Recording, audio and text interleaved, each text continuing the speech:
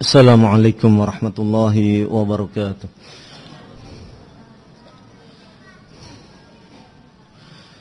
Innal hamdalillah nahmaduhu wa nasta'inuhu wa nastaghfiruh wa na'udzu billahi min shururi anfusina wa min sayyiati a'malina may yahdihillahu fala mudilla lahu wa may yudlil fala hadiya lahu. أشهد أن لا إله إلا الله وحده لا شريك له وأشهد أن محمدا عبده ورسوله يا أيها الذين آمنوا اتقوا الله حق تقاته ولا تموتن إلا وأنتم مسلمون يا أيها الناس اتقوا ربكم الذي خلقكم من نفس واحدة وخلق منها زوجها وبث منهما رجالا كثيرا ونساء واتقوا الله الذي تساءلون به والأرحام إن الله كان عليكم رقيبا يا أيها الذين آمنوا اتقوا الله وقولوا قولا سديدا يصلح لكم أعمالكم ويغفر لكم ذنوبكم ومن يطع الله ورسوله فقد فاز فوزا عظيما أما بعد فإن أصدق الحديث كتاب الله وخير الهدي هدي محمد صلى الله عليه وعلى آله وسلم وشر الأمور محدثاتها فإن كل محدثة بدعة وكل بدعة ضلالة وكل ضلالة في النار. Dalam sebuah hadis yang terdapat di dalam risalah Al-Imam An-Nawawi rahimahullah, yaitu Risalah Al-Arba'in An-Nawawiyah, hadis ke-13 dinukilkan oleh Al-Imam An-Nawawi rahimahullah yang menyatakan an Abi Hamzah Anas ibn Malik radhiyallahu anhu khadimin Nabi sallallahu alaihi wa ala alihi wasallam radhiyallahu anhu anin Nabi sallallahu alaihi wa ala alihi wasallam qala la yu'minu ahadukum hatta yuhibba li akhihi ma yuhibbu li nafsihi. Al-Imam An-Nawawi rahimahullah menukilkan hadis dari Abi Hamzah. Abu Hamzah adalah nama kunyah sahabat mulia Anas bin Malik radhiyallahu anhu. Dari Abi Hamzah Anas bin Malik, pembantu Nabi sallallahu alaihi wa ala alihi wasallam radhiyallahu anhu, yang meriwayatkan hadis dari Nabi sallallahu alaihi wa ala alihi wasallam. Dan Rasulullah sallallahu alaihi wasallam menyebutkan, la yu'minu ahadukum hatta yuhibba li akhihi. Tidaklah beriman salah satu dari kalian hingga ia mencintai saudaranya. Ma yuhibbu li nafsihi, sebagaimana ia mencintai dirinya sendiri. Rawahul Bukhari wa Muslim. Hadis ini diriwayatkan oleh Al-Bukhari dan Muslim. Dikeluarkan oleh Al-Imam Al-Bukhari di dalam hadis dengan nomor ke-13. Kemudian oleh Imam Muslim di dalam sahihnya pada hadis yang ke-45 dan ke-71. Asy-Syaikh Shalih Al-Fauzan hafizahullah ta'ala menjelaskan, Anas bin Malik adalah sosok sahabat dari kalangan Ansor. Maka dikatakan Anas ibn Malik al-Ansari, khadimun Nabi sallallahu alaihi wasallam. Ia merupakan pembantu bagi Nabi sallallahu alaihi wa ala alihi wasallam. Karena sesungguhnya ketika Nabi sallallahu alaihi wa ala alihi wasallam tiba di kota Madinah, ayahnya Anas, yaitu Malik,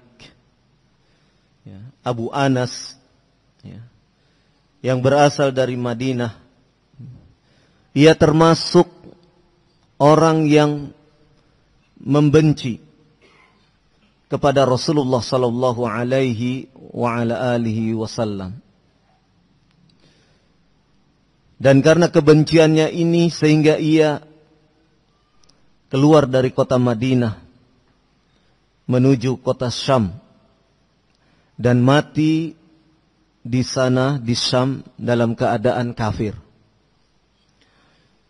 Ini Malik Abu Anas, ayahnya Anas. Dan ketika itu Anas bin Malik radhiyallahu anhu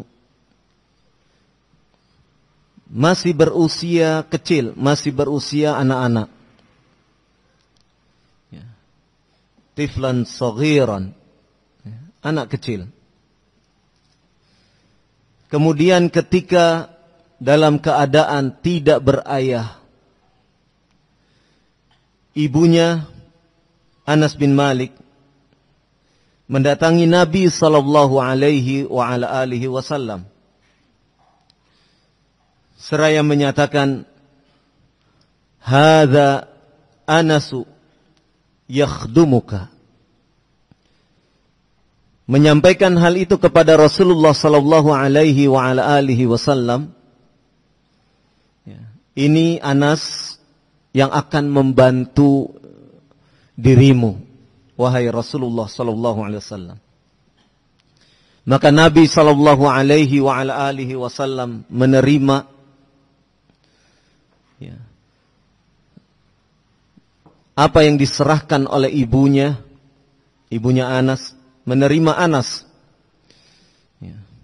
dan mendidiknya. Kemudian Nabi sallallahu alaihi wa ala alihi wasallam mendoakan Anas bin Malik dengan doa, Allahumma akthir malahu wa waladahu wa barik lahu fima a'taitahu. Rasulullah sallallahu alaihi wasallam mendoakan Anas bin Malik,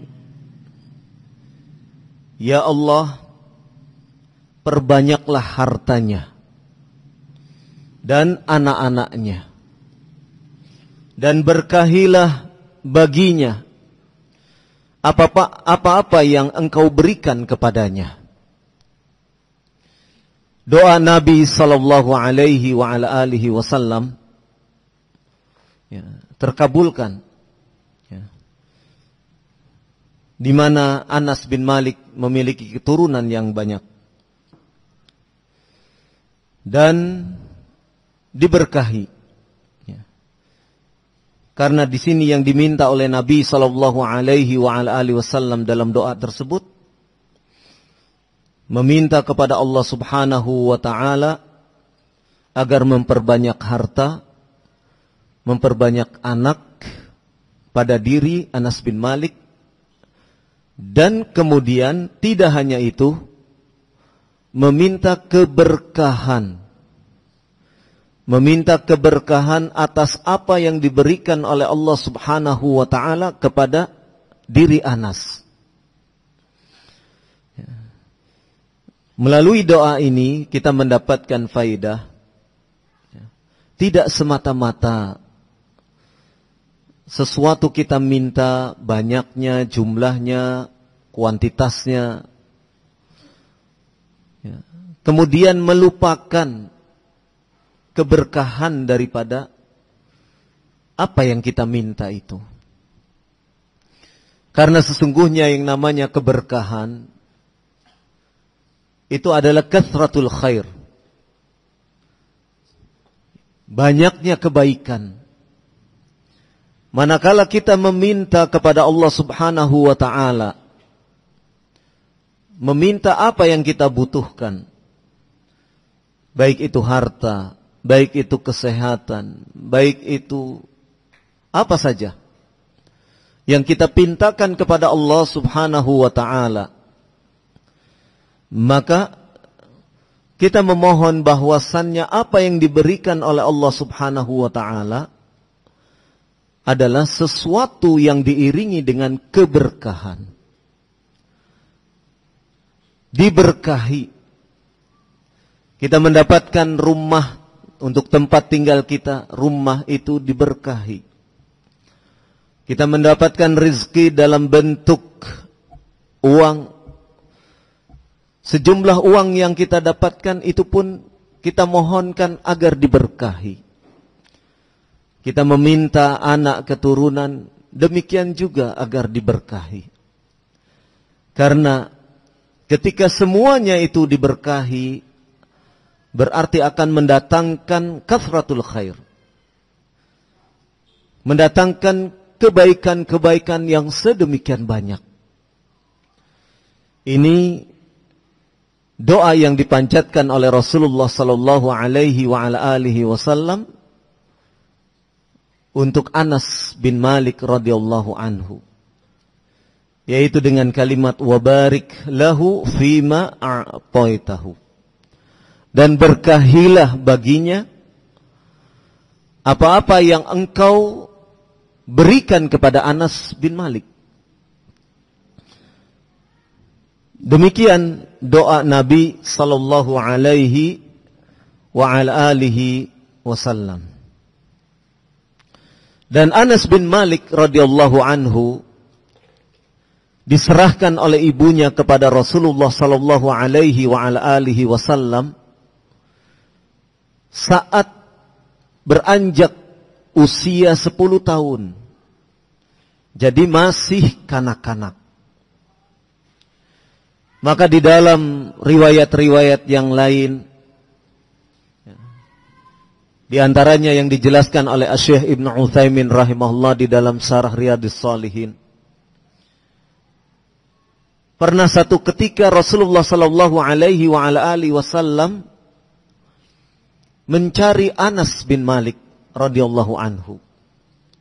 Yang ketika itu Anas beserta teman-temannya sedang bermain di pasar.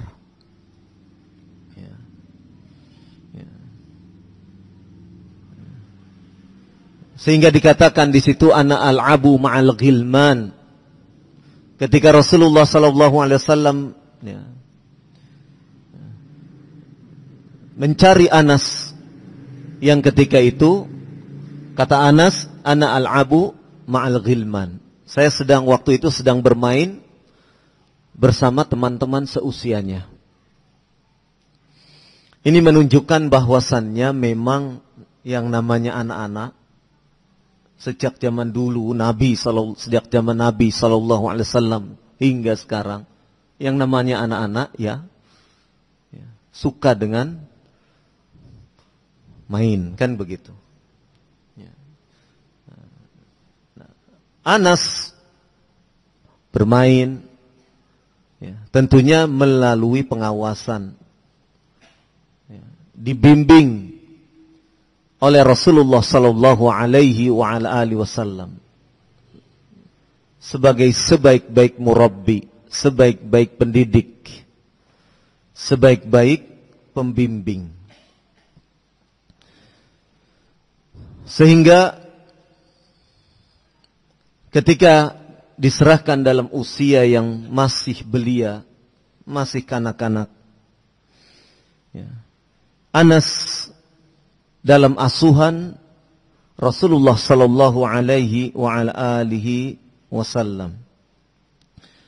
Dan selama dalam asuhan tersebut tentunya banyak fadilah azimah, keutamaan-keutamaan yang sangat besar yang diperoleh oleh seorang sahabat yang mulia yang bernama Anas bin Malik radhiyallahu anhu. Di dalam hadis ini disebutkan la yu'minu ahadukum. Tidaklah beriman satu di antara kalian. Maksud daripada la yu'minu, tidak beriman, ya, disebutkan oleh Syekh Shalih Al-Fauzan hafizahullah taala, ay la yakmulu imanuhu, yaitu tidak adanya kesempurnaan keimanan pada seseorang yang tidak menyayangi saudaranya sebagaimana ia menyayangi dirinya. Qala walaysa ma'nahu nafya aslil iman. Maknanya, pengertiannya bukan berarti menghilangkan iman itu sama sekali. Bukan berarti menafikan, meniadakan asal daripada keimanan itu sendiri. Jadi yang dimaksud adalah tidak sempurnanya iman seseorang ketika seorang muslim tersebut tidak bisa mencintai saudaranya sebagaimana ia mencintai terhadap dirinya. Hatta yuhibba li akhihi ma yuhibbu li nafsihi. Hingga ia mencintai saudaranya sebagaimana ia mencintai terhadap dirinya. Maksudnya yakni ma lam yuhibba li akhihi ma yuhibbu li nafsihi yakunu imanuhu naqisan. Bahwasannya tidaklah ia teranggap mencintai saudaranya sebagaimana ia mencintai dirinya, itulah yang menjadikan imannya itu kurang, tidak sempurna. Kemudian yang dimaksud dengan li akhi, bagi saudaranya, disebutkan oleh Syekh Shalih Al-Fauzan hafizahullah ta'ala, walaisal muradu huna akhahu minan nasab. Yang dimaksud mencintai saudaranya, yang dimaksud saudara di sini bukanlah saudara dalam sisi nasab, dari sisi nasab, persaudaraan dari sisi nasab. Bal al-muradu bi akhi, tetapi yang dimaksud saudaranya di sini kullu muslimin, yaitu seluruh kaum muslimin. Kenapa demikian? Li'annal mu'minina ikhwatun, karena sesungguhnya orang-orang yang beriman itu bersaudara. Kama qala subhanahu wa ta'ala, sebagaimana Allah subhanahu wa ta'ala berfirman, innamal mu'minuna ikhwatun, dalam surat Al-Hujurat ayat ke-10. Innamal mu'minuna, sesungguhnya orang-orang yang beriman itu ikhwatun, bersaudara. Maka wajib bagi saudaranya sesama muslim, yaitu wajib untuk memberikan al-khair, kebaikan, sebagaimana ia mencintai dirinya sendiri, sebagaimana ia ingin baik terhadap dirinya sendiri. Karena sesungguhnya kaum muslimin itu nafsun wahidatun wa jasadun wahidun. Sesungguhnya seseorang, kaum muslimin itu satu jiwa, jasadnya pun satu. Satu sakit, maka yang lain merasakan sakit. Ini manakala seseorang sudah menjadikan saudaranya itu ia cintai sebagaimana dirinya mencintai dirinya sendiri. Sebagaimana ia mencintai dirinya sendiri. Sehingga kalau saudaranya sakit, ia pun akan merasakan sakit. Saudaranya kesusahan, ia pun akan merasakan kesusahan. Nah, dalam keadaan yang seperti ini berarti sudah terjalin adanya ukhuwah, adanya sikap persaudaraan antara satu muslim dengan muslim yang lain. Selama ia belum mencintai saudaranya sebagaimana ia mencintai dirinya sendiri, maka ukhuwah itu belum bisa dikatakan berdiri secara sempurna. Belum dikatakan ukhuwah itu bisa ditegakkan dengan semaksimal mungkin. Maka sungguh berbahagia ketika ukhuwah di antara kaum muslimin, terkhusus di antara as-salafiyin, ukhuwah itu bisa terbangun, ukhuwah itu bisa merekatkan satu dengan lainnya. Maka itu berarti sebuah kenikmatan yang teramat agung. Allah Subhanahu wa ta'ala berfirman dalam surat Ali Imran ayat ke-103, di mana disebutkan di pertengahan ayat tersebut, wadhkuru ni'matallahi 'alaikum idh kuntum a'da'a fa'allafa baina qulubikum fa'asbahtum bi ni'matihi ikhwana. Dan ingatlah kalian terhadap nikmat Allah yang dilimpahkan atas kalian, yang diberikan kepada kalian idh kuntum a'da'a, ketika kalian bermusuhan satu dengan lainnya. Fa'allafa baina qulubikum, kemudian Allah mempersatukan hati kalian. Fa'asbahtum bi ni'matihi ikhwana, maka kemudian jadilah kalian dengan nikmatnya menjadi orang-orang yang saling bersaudara. Ukhuwah di sini dianggap sebagai nikmat. Ukhuwah adalah merupakan nikmat. Dan saling bersaudara artinya terjalinnya ukhuwah itu adalah merupakan satu bentuk karunia dari Allah Subhanahu wa ta'ala.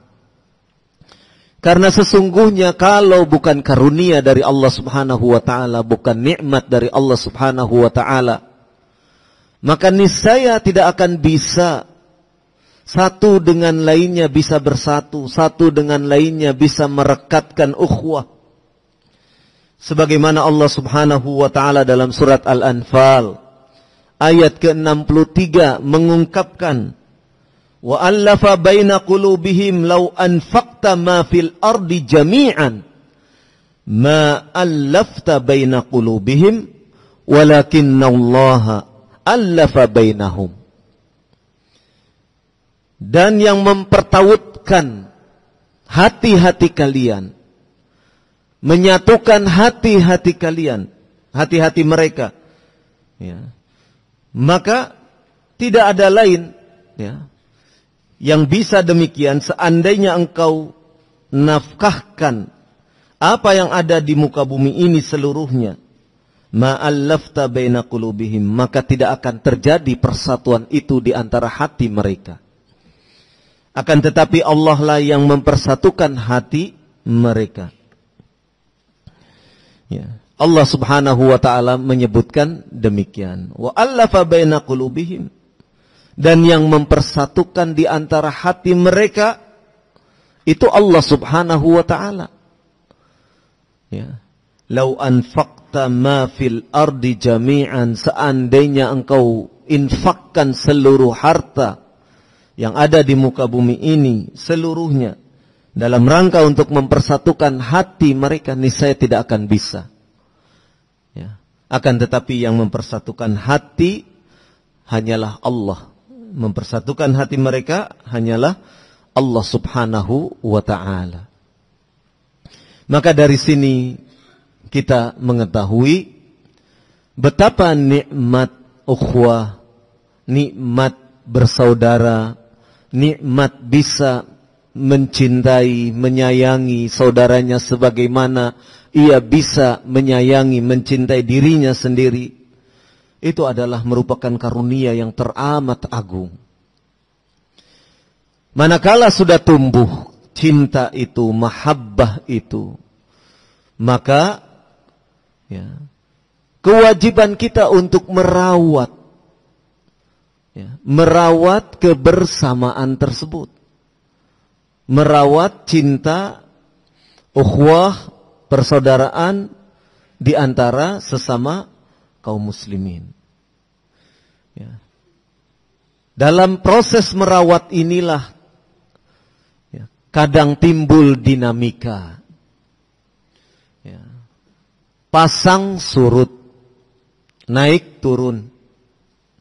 Ya.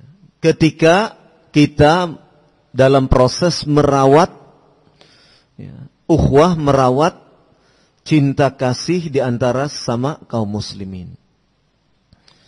Pasang surut, naik turun bisa terjadi karena kita menyadari diri kita ini manusia yang banyak sisi-sisi kelemahan.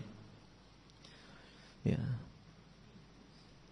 Kadang bisa timbul salah faham, salah mengerti, salah menerjemahkan. Kadang kita membuat persepsi, kesimpulan sendiri terhadap saudara kita sesama muslim, yang persepsi ataupun kesimpulan itu ternyata keliru.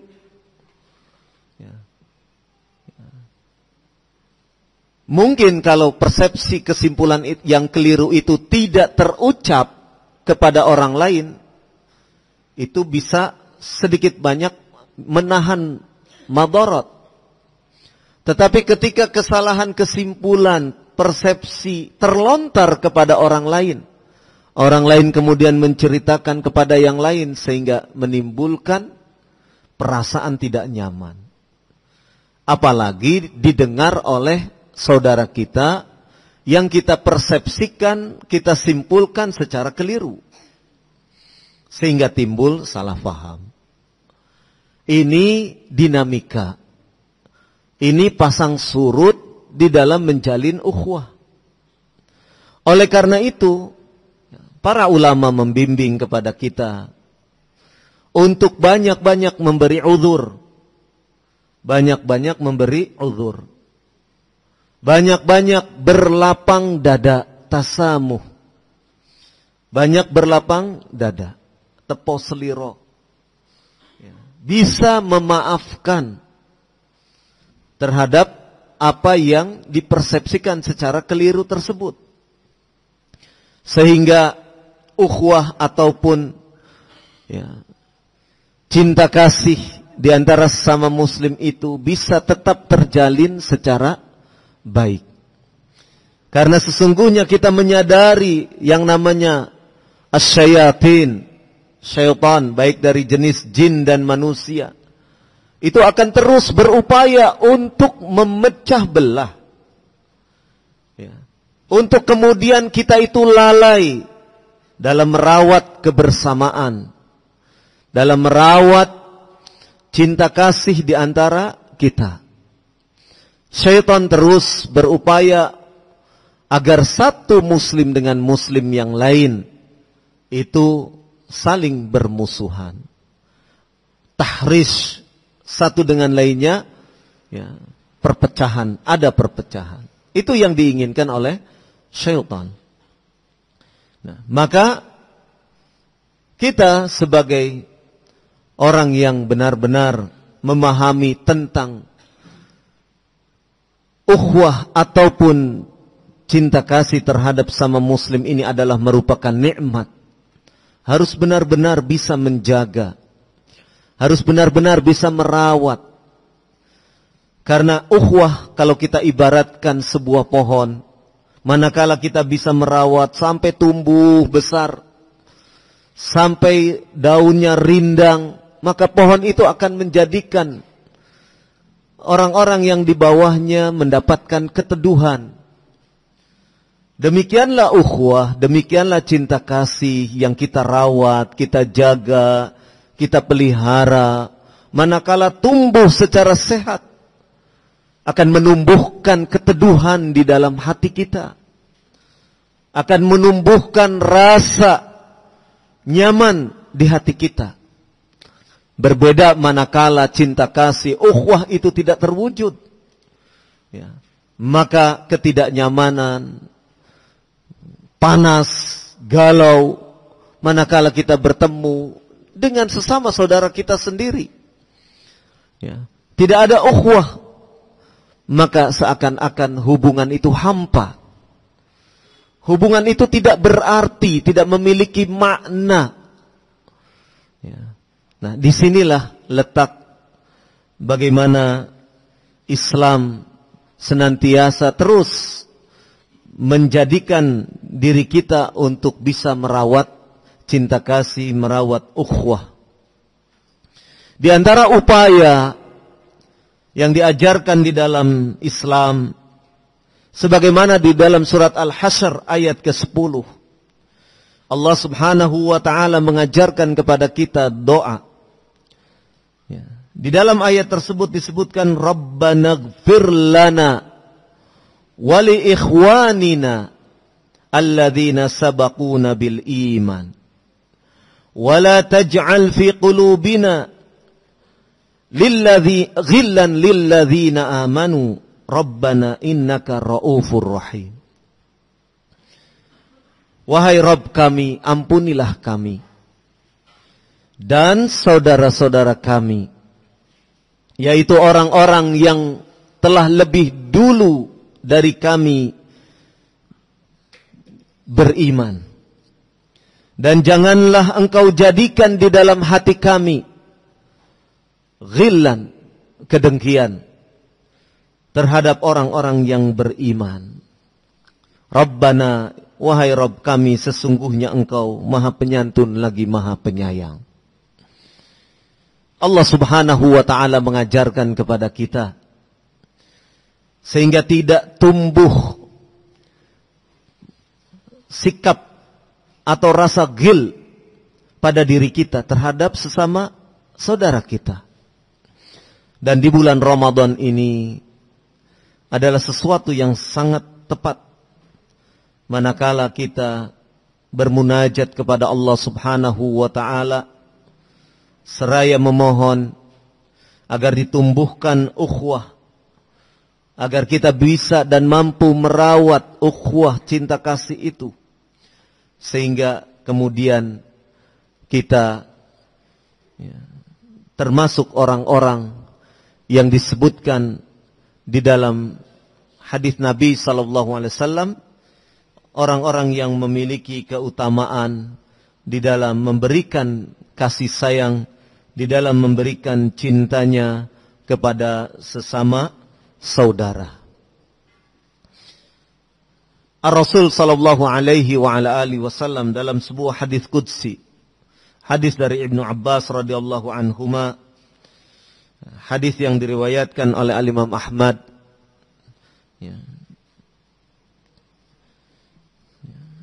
dinyatakan sahih. Allah subhanahu wa ta'ala berfirman, wajabat mahabbati lil mutahabbina fiyya wal mutajalisina fiyya wal mutabadhilina fiyya wal mutazawirina fiyya. Kata Allah subhanahu wa ta'ala, wajib bagi orang-orang yang mencintai karena aku, saling mencintai karena aku, wajib untuk mendapatkan kecintaanku. Wajib untuk mendapatkan kasih sayang dari Allah Subhanahu wa ta'ala. Demikian juga orang-orang yang saling bermajlis karena aku. Demikian juga orang-orang yang berkorban karena aku. Demikian juga orang-orang yang saling berziarah, berkunjung karena aku. Artinya apa?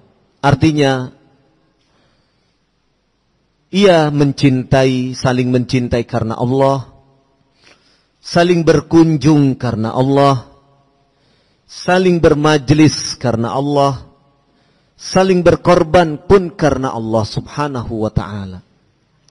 Maka orang-orang yang demikian ini adalah orang-orang yang berhak untuk mendapatkan cinta dan kasih sayang dari Allah Subhanahu wa ta'ala. Maka manakala ukhuwah ini bisa terjalin dengan baik, ya, ini akan menjadi sesuatu yang bermanfaat dalam meniti dakwah ini. Karena ketika kita berkecimpung di dalam dakwah, tidak diperkuat dengan ukhuwah, tidak diperkuat dengan saling mencintai satu dengan lainnya, maka dakwah ini pun daya dorongnya akan menjadi lemah. Bahkan mungkin dakwah itu pun bisa tercerai-berai, tidak bisa terwujud secara maksimal. Maka sangat penting sekali menjalin ukhuwah, menjalin kasih sayang di antara kita. Dan yang terlebih daripada itu, bagaimana kita berupaya merawat kebersamaan ini.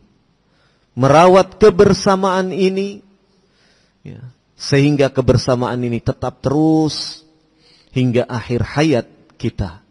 Mudah-mudahan sedikit tausiah ini memberikan pencerahan kepada kita, ya, membangun keimanan di dalam diri kita, dan terlebih daripada itu mudah-mudahan bisa menjadi sebab, ya, bisa menjadi sebab kita masuk ke dalam jannah Allah Subhanahu wa ta'ala.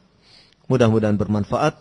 Sekian, sekiranya ada hal-hal yang kurang berkenan, saya mohon maaf, dan kita beristighfar kepada Allah Subhanahu wa ta'ala. Subhanakallahumma wa bihamdik, asyhadu an la ilaha illa anta, astaghfiruka wa atubu ilaik. Wa sallallahu ala nabiyyina Muhammad walhamdulillahi rabbil alamin. Assalamualaikum warahmatullahi wabarakatuh. Wa ala nabiyyina Muhammad walhamdulillahi rabbil alamin. Assalamualaikum warahmatullahi wabarakatuh.